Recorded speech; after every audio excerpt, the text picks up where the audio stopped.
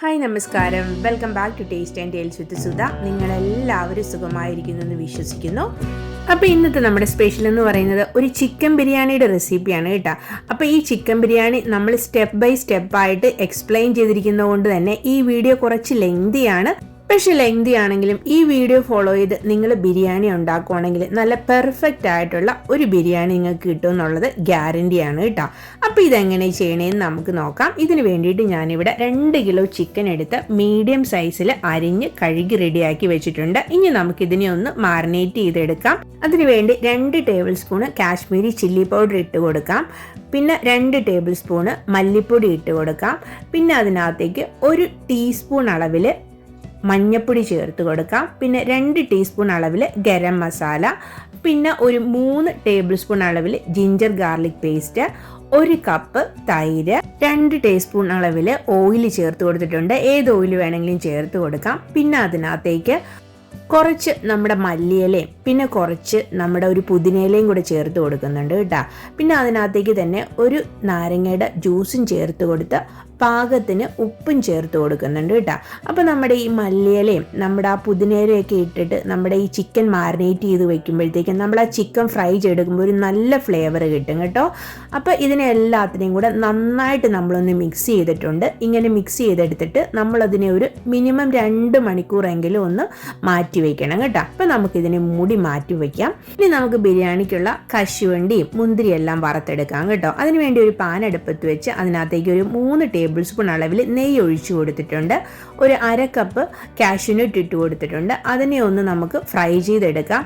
ഈ കാഷ്യൂനട്ട് ഏകദേശം ഒരു പകുതി ഒന്ന് ഫ്രൈ ആയി വരുന്ന സമയത്തേക്ക് നമുക്ക് നമ്മൾ എടുത്തു വെച്ചിരിക്കുന്ന 1/2 കപ്പ് ഉണക്കമുന്തിരിയും കൂടെ അതിനകത്തേക്ക് ഇട്ട് കൊടുക്കാം കേട്ടോ. അപ്പോൾ ഇതും കൂടി ഇട്ട് കൊടുത്തിട്ട് ഇതിനെ രണ്ടിനെയും കൂടെ നമുക്കൊന്ന് നന്നായിട്ട് ഫ്രൈ ചെയ്തെടുക്കാം. ഇപ്പോൾ ഇതിവിടെ 2 നന്നായിട്ട് ഫ്രൈ ആയി വന്നിട്ടുണ്ട്. ഇതിനെ നമുക്കൊരു പാത്രത്തിലേക്ക് കോരി മാറ്റി വയ്ക്കാം കേട്ടോ. ഇനി അതേ പാത്രത്തിൽ തന്നെ നമുക്ക് ആവശ്യത്തിന് കുറച്ച് എണ്ണയും കൂടെ ഒഴിച്ചു കൊടുത്തിട്ട് നമ്മുടെ ബിരിയാണിയിലേക്കുള്ള സവാള നമുക്ക് ഫ്രൈ ആക്കി എടുക്കാം കേട്ടോ. അപ്പോൾ ഇതിന് വേണ്ടി ഞാനൊരു വലിയ സവാളയാണ് ചെറുതായിട്ട് അരിഞ്ഞെടുത്തിരിക്കുന്നത്. ഈ സവാളയിലേക്ക് നമുക്ക് പാകത്തിന് ഉപ്പും കൂടെ ചേർത്ത് കൊടുത്തിട്ട് ഇതിനെ ഒന്ന് നമുക്ക് നന്നായിട്ട് ഇവിടെ ഫ്രൈ ചെയ്തെടുക്കാം കേട്ടോ. അപ്പോൾ ഇതിവിടെ ഏകദേശം തന്നെ നന്നായിട്ട് ഫ്രൈ ആയി വന്നിട്ടുണ്ട്. നമുക്കിതിനെയും കൂടെ ഒരു പാത്രത്തിലേക്ക് ഒന്ന് കോരി മാറ്റി വെച്ച് കൊടുക്കാം കേട്ടോ. കോരി മാറ്റി വെച്ചതിന് ശേഷം അതേ പാത്രത്തിൽ തന്നെ നമുക്ക് കുറച്ചും കൂടെ എണ്ണ ഒഴിച്ചു കൊടുത്ത് നമ്മുടെ ചിക്കനെ ഒന്ന് നന്നായിട്ട് ഫ്രൈ ചെയ്തെടുക്കാം കേട്ടോ. അപ്പോൾ ഇത് 2 കിലോ ചിക്കൻ ഉള്ളത് കൊണ്ട് ഞാനൊരു 3 പ്രാവശ്യമായിട്ടാണ് കേട്ടോ ഇത് ഫ്രൈ ചെയ്തെടുത്തിരിക്കുന്നത്. അപ്പോൾ ഞാൻ ചിക്കനൊക്കെ ആദ്യത്തെ പ്രാവശ്യം ചിക്കനൊക്കെ ഇട്ട് കൊടുത്ത് ഇതൊന്ന് ഫ്രൈ ചെയ്തെടുക്കുന്നുണ്ട്. ഞാൻ എണ്ണ ഇത്രയും ഒഴിച്ചു കൊടുത്തിട്ടുള്ളൂ. അതുകൊണ്ട് ഇത് തിരിച്ചു മറിച്ചു വിട്ടാണ് കേട്ടോ ഞാൻ ഫ്രൈ ചെയ്തെടുക്കുന്നത്. അപ്പോൾ ഈ ചിക്കൻ നമ്മൾ ബിരിയാണിക്ക് ഫ്രൈ ചെയ്തെടുക്കുമ്പോഴത്തേക്കും മുഴുവനും ഇത് ഫ്രൈ ആക്കി എടുക്കേണ്ട ആവശ്യമില്ല. ഒരു 1/4 ഭാഗം മാത്രം നമ്മൾ ഫ്രൈ ചെയ്തെടുത്താൽ മതി കേട്ടോ. ആ ഫ്രൈ ചെയ്തെടുത്തതിന് ശേഷം എന്താണെന്ന് വെച്ചാൽ നമുക്ക് ഇനി ഇതിൻ്റെ ഗ്രേവി ആകുമ്പോഴത്തേക്കും ചിക്കൻ അതിനകത്തിട്ട് നന്നായിട്ടൊന്നും കൂടെ റെഡി ആകാനുണ്ട്. പിന്നെ അതുപോലെ തന്നെ ദം ചെയ്യുമ്പോഴും ചിക്കൻ കുക്കാകും. അതുകൊണ്ട് തന്നെ ഇതൊരു 1/4 ഭാഗം മാത്രം നമ്മൾ ഈ ഒരു പരുവത്തിൽ നമ്മളൊന്ന് ഫ്രൈ ആക്കി എടുത്താൽ മതി.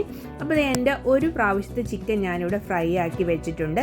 ഇനി ബാക്കിയുള്ള ചിക്കൻ നമുക്ക് റൈസ് കുക്ക് ചെയ്യുന്നതിൻ്റെ കൂടെ തന്നെ അടുത്ത അടുപ്പിൽ വെച്ച് റെഡിയാക്കി എടുക്കാം. അപ്പോൾ റൈസ് കുക്ക് ചെയ്യാൻ വേണ്ടി ഞാൻ ഒരു 4 ബേ ലീഫ്, കുറച്ച് ഏലക്കായ എടുത്തിട്ടുണ്ട്, കുറച്ച് ഗ്രാമ്പു, കുറച്ച് കറുവപ്പട്ട, പിന്നെ ഒരു 3 ടേബിൾ സ്പൂൺ നെയ്യ് എടുത്തിട്ടുണ്ട് കേട്ടോ. ഇനി ഒരു കുക്കറിലാണ് നമ്മൾ റൈസ് ഉണ്ടാക്കുന്നത്. ആ എടുത്തു വെച്ച നെയ്യിൽ നിന്ന് ഒരു 1/2 നെയ്യ് അതിനകത്തേക്ക് ഒഴിച്ചു കൊടുത്തിട്ടുണ്ട്. പിന്നെ നമ്മൾ എടുത്തു വെച്ച കറുവപ്പട്ട, അതിനകത്തുനിന്ന് ആ ഏലക്കയും എല്ലാം കൂടെ, അതിനകത്തുനിന്നൊരു 6 ഏലക്കയും ഒരു 8-10 ഗ്രാമ്പുവും ചെറിയൊരു കഷ്ണം കറുവപ്പട്ടയും കൂടെ നന്നായിട്ടൊന്ന് ചതച്ചെടുത്ത് ബേ ലീഫുമായിട്ട് ഈ നെയ്യിലേക്കിട്ട് നമുക്കൊന്ന് നന്നായിട്ട് ഫ്രൈ ചെയ്തെടുക്കാം കേട്ടോ. ഇത് ഫ്രൈ ആയി വരുന്ന സമയത്ത് നമുക്ക് അരിയെല്ലാം കഴുകി റെഡിയാക്കി വെക്കാം. 5 ഗ്ലാസ് ബസുമതി റൈസാണ് എടുത്ത് കഴുകി വെള്ളമൊക്കെ വാർന്നിവിടെ റെഡിയാക്കി ഞാനിവിടെ വെച്ചിട്ടുണ്ട് കേട്ടോ. അപ്പോൾ ഈ സമയത്ത് നമ്മുടെ ആ ബേ ലീഫും അതെല്ലാം നന്നായിട്ട് ഫ്രൈ ആയി വന്നിട്ടുണ്ട്. അതിനകത്തേക്ക് നമ്മൾ ഈ കഴുകി വെള്ളം വാർന്ന് വെച്ചിരിക്കുന്ന അരി ഇട്ട് കൊടുക്കാം കേട്ടോ. അരി ഇട്ട് കൊടുത്തിട്ട് നമുക്കിതിനെ നന്നായിട്ടൊന്ന് മിക്സ് ചെയ്ത് യോജിപ്പിച്ചെടുക്കാം കേട്ടോ. അപ്പോൾ ഈ സമയമൊക്കെ നമ്മുടെ സ്റ്റൗവിൻ്റെ തീ ഏറ്റവും ചെറുതായിട്ട് തന്നെ വയ്ക്കണം. അല്ലെങ്കിൽ നമ്മുടെ ആ ബേ ലീഫും അതെല്ലാം കരിഞ്ഞു പോകും കേട്ടോ. അപ്പം നമ്മുടെ അരി ഇട്ട് കൊടുത്തതിന് ശേഷം അതിൻ്റെ ആ ഒരു വാട്ടർ കണ്ടൻറ്റ് എന്തെങ്കിലും ഉണ്ടെങ്കിൽ അതെല്ലാം ഒന്ന് നന്നായിട്ട് ഡ്രൈ ആയിട്ട് അരി ഒന്ന് ചെറുതായിട്ടൊന്ന് ഫ്രൈ ആയിട്ട് വരുന്നത് ഈ പാകത്തിനെടുത്ത് നന്നായിട്ട് അരി റെഡി ആയിട്ട് വരുമ്പോഴത്തേക്കും നമുക്കിതിനകത്തേക്ക് ആവശ്യത്തിനുള്ള വെള്ളം ഒഴിച്ചു കൊടുക്കാം. അപ്പോൾ 1 ഗ്ലാസ് അരിക്ക് 1.5 ഗ്ലാസ് വെള്ളം എന്നുള്ള രീതിയിലാണ് കേട്ടോ ഞാൻ റെഡിയാക്കി ഇതിനകത്ത് ഒഴിച്ചു കൊടുക്കുന്നത്. അപ്പോൾ വെള്ളം നല്ല തിളച്ച വെള്ളം തന്നെയാണ് ഒഴിച്ചു കൊടുക്കുന്നത്. വെള്ളവും കൂടെ ഒഴിച്ചു കൊടുത്തിട്ട് നമുക്കിതിനെ ഒന്ന് നന്നായിട്ട് ഇനി മിക്സ് ചെയ്ത് കൊടുക്കാം. മിക്സ് ചെയ്ത് കൊടുത്തതിന് ശേഷം നമുക്ക് ഇനി ഇതിനകത്തേക്ക് ഒരു ടീസ്പൂണ് നമ്മുടെ നെയ്യ്, നേരത്തെ എടുത്തു വെച്ചാൽ നെയ്യ് ഉണ്ടല്ലോ, അതിനകത്ത് 1 ടീസ്പൂൺ ഇട്ട് കൊടുക്കാം. പിന്നെ ഇതിനകത്തേക്ക് പാകത്തിന് ഉപ്പിട്ട് കൊടുക്കാം. പിന്നെ കുറച്ച് നാരങ്ങ നീര്, 1/2 ലെമൺ ജ്യൂസും കൂടെ ഇതിനകത്തേക്ക് ഒഴിച്ചു കൊടുത്തിട്ട് ഇതിനെ നമുക്ക് നന്നായിട്ടൊന്ന് മിക്സ് ചെയ്തെടുക്കാം കേട്ടോ. നന്നായിട്ട് മിക്സ് ചെയ്തിട്ട് നമുക്കിതിനെ ഒന്ന് തുറന്ന് വെച്ചതിനെ ഒന്ന് തിളപ്പിച്ചെടുക്കാം. ഇപ്പം ഇത് നന്നായിട്ട് തിളച്ച് വരുന്നുണ്ട്. ഈ സമയത്ത് നമുക്ക് കുക്കറിൻ്റെ അടപ്പ് കൊണ്ട് മൂടിയിട്ട് അതിനകത്ത് വിസിലിട്ട് കൊടുത്തിട്ട് ഒരു മീഡിയം ഫ്ലെയിമിൽ വെച്ച് ഒരു വിസിൽ വരുന്നത് വരെ കുക്ക് ചെയ്തതിന് ശേഷം നമുക്കിതിനെ ഒരു സൈഡിലേക്ക് മാറ്റി വയ്ക്കാം കേട്ടോ. ഇതിൻ്റെ സ്റ്റീം എല്ലാം പോയിട്ട് വേണം നമുക്കിതിനെ തുറന്ന് നോക്കാൻ.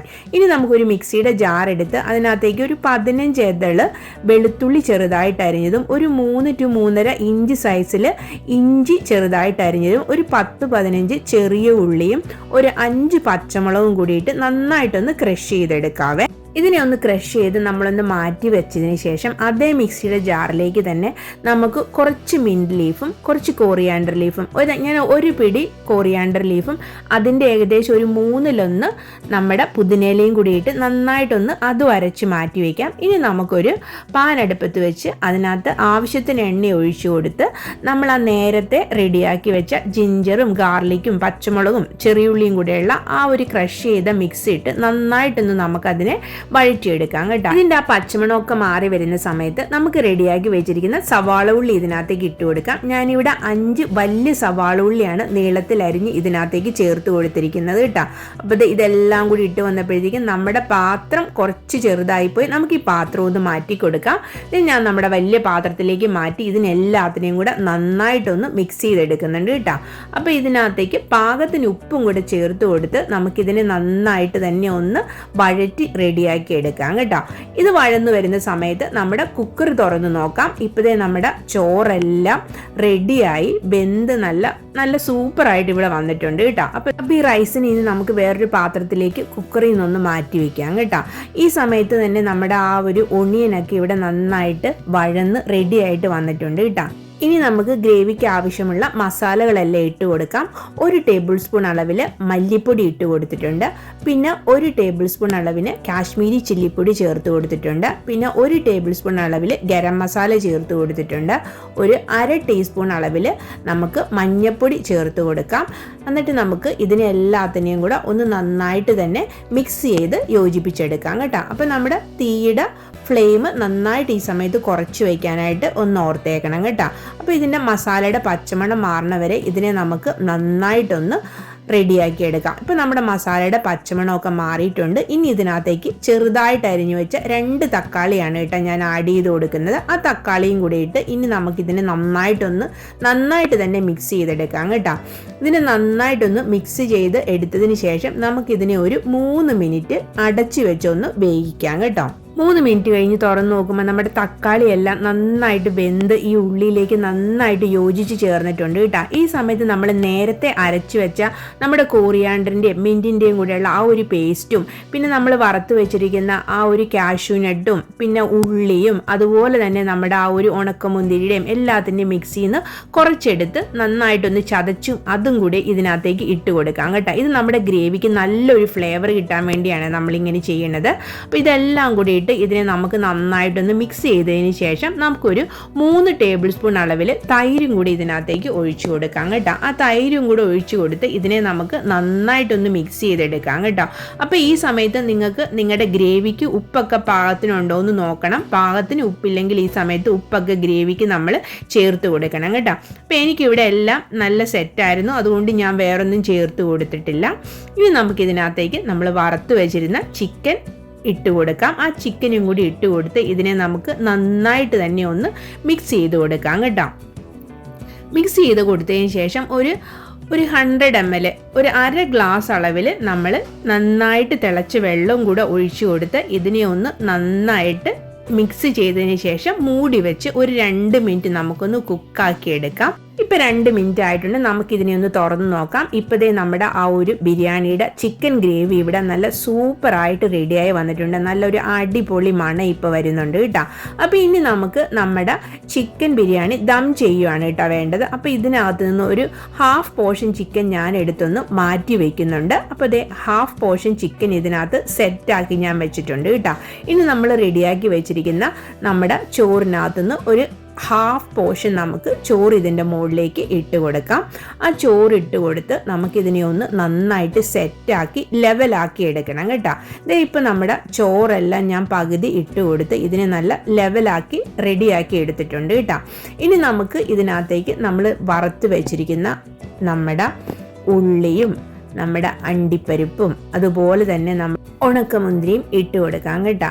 അപ്പം നമ്മൾ ആ വറുത്ത് വെച്ചിരിക്കുന്ന എല്ലാത്തിൻ്റെയും ഹാഫ് ആണ് ഇപ്പോൾ ഇട്ട് കൊടുക്കുന്നതെന്ന് വെച്ചാൽ നമുക്കിനി ഒരു ലെയറും കൂടെ റെഡിയാക്കാനുണ്ട് കേട്ടോ. അപ്പം ഇതെല്ലാം ഇട്ട് കൊടുത്തിട്ട് നമുക്കിതിന് മുകളിലേക്ക് കുറച്ച് മല്ലിയിലയും അതുപോലെ തന്നെ കുറച്ച് പുതിനയിലയും കൂടെ ഇട്ട് കൊടുക്കാം കേട്ടോ. അപ്പോൾ ഈ പുതിനയിലയും മല്ലിയിലയും കൂടി ഇട്ട് കൊടുത്തതിന് ശേഷം ഞാനിവിടെ കുറച്ച് പാലിനകത്ത് മഞ്ഞൾപ്പൊടിയും കൂടെ ഒന്ന് മിക്സ് ചെയ്ത് റെഡിയാക്കി വെച്ചിട്ടുണ്ട്. അതിനകത്തുനിന്നും കുറച്ച് നമുക്കിതിൻ്റെ മുകളിലൊന്ന് ഒഴിച്ചു കൊടുക്കാം. ഇനി അതിന് ശേഷം ഒരു ടേബിൾ സ്പൂൺ അളവിൽ നമുക്ക് നെയ്യ് കൂടെ ഇതിൻ്റെ മുകളിലേക്ക് ഒന്ന് ഒഴിച്ചു കൊടുക്കാം കേട്ടോ. അപ്പോൾ ഇത്രയും ചെയ്തതിന് ശേഷം നമുക്ക് കുറച്ച് വാനില എസൻസ് ആണ് ഞാൻ ഒഴിച്ചു കൊടുക്കുന്നത്. അത് നിങ്ങളുടെ കയ്യിൽ ഉണ്ടെങ്കിൽ മാത്രം ഒഴിച്ചു കൊടുത്താൽ മതി കേട്ടോ. അപ്പോൾ നമ്മുടെ ഒരു ലെയർ റെഡിയായി. ഇനി അടുത്ത ലെയറിലേക്ക് നമ്മൾ ബാക്കി മാറ്റി വെച്ചിരിക്കുന്ന ആ ചിക്കൻ നമുക്ക് ആദ്യം ഇട്ട് കൊടുക്കാം. ആ ചിക്കനും കൂടി ഇട്ട് കൊടുത്തിട്ട് നമ്മൾ നേരത്തെ പോലെ ചെയ്തതുപോലെ തന്നെ ആ പ്രോസസ്സ് നമുക്കൊന്ന് റിപ്പീറ്റ് ചെയ്ത് കൊടുക്കാം കേട്ടോ. ചോറിട്ട് കൊടുക്കുക. ചോറിട്ട് കൊടുത്തിട്ട് നമ്മുടെ ബാക്കിയുള്ള അണ്ടിപ്പരിപ്പും അതുപോലെ തന്നെ ഉള്ളിയും നമ്മുടെ ഉണക്കമുന്തിരിയും നമ്മുടെ കൊറിയാണ്ടർ ലീഫും നമ്മുടെ മിൻറ്റ് ലീഫും പിന്നെ ഗീയും പിന്നെ മഞ്ഞളിൻ്റെ പാലിൻ്റെ മിക്സും എല്ലാം കൂടെ റെഡിയാക്കി നമുക്കിതിൻ്റെ മുകളിലേക്ക് ഇട്ട് കൊടുത്ത് ഇതിനെ ഇനി നമുക്ക് ദം ചെയ്തെടുക്കണം കേട്ടോ. അപ്പോൾ ദം ചെയ്തെടുക്കാൻ വേണ്ടിയിട്ട് നമ്മൾ ഇതിൻ്റെ മുകളിലേക്ക് ഒരു ഫോയിൽ പേപ്പർ, അപ്പോൾ ഈ ഫോയിൽ പേപ്പറിൻ്റെ സൈസ് ഇതായതുകൊണ്ട് ഞാൻ 2 ഫോയിൽ പേപ്പർ വെച്ച് കൊടുക്കുന്നുണ്ട്. ആ ഫോയിൽ പേപ്പർ വെച്ച് കൊടുത്തതിന് ശേഷം നമുക്കതിനെ നമ്മുടെ മൂടി കൊണ്ട് അമർത്തി നന്നായിട്ടൊന്ന് മൂടി വയ്ക്കാം. ഇനി ഞാൻ നമ്മുടെ ഒരു പഴയ ദോശച്ചട്ടി അടുപ്പത്ത് ചൂടാക്കാൻ വെച്ചിട്ടുണ്ട്. അതിൻ്റെ മുകളിലേക്ക് നമ്മൾ ഈ റെഡിയാക്കി വെച്ചിരിക്കുന്ന ബിരിയാണിയുടെ ആ പാത്രം വെച്ച് കൊടുത്ത് ഒരു 20 മിനിറ്റ് നമുക്കൊരു ലോ ഫ്ലെയിമിൽ ഇതിനെ ഒന്ന് ദം ചെയ്തെടുക്കാം കേട്ടോ. അപ്പോൾ ഇതിനിങ്ങനെ ദം ചെയ്തെടുത്ത് നമ്മൾ 1 മണിക്കൂർ മാറ്റി വെച്ചതിന് ശേഷം മാത്രമേ നമ്മൾ ഇതിനെ തുറക്കാവുള്ളൂ കേട്ടോ. അപ്പോൾ എൻ്റെ ബിരിയാണി ഇപ്പോൾ 1 മണിക്കൂർ കഴിഞ്ഞു. ഞാനിതിനെ തുറന്ന് നോക്കിയിട്ടുണ്ട്. നിങ്ങൾക്ക് കാണാം നല്ല അടിപൊളിയായിട്ട് നമ്മുടെ റൈസൊക്കെ നന്നായിട്ട് വേറിട്ട് നിൽക്കുന്ന ഒരു തരി പോലും കുഴഞ്ഞു പിടിക്കാത്ത നല്ല സൂപ്പർ ബിരിയാണി ഇവിടെ സെറ്റായിട്ട് വന്നിട്ടുണ്ട് കേട്ടോ.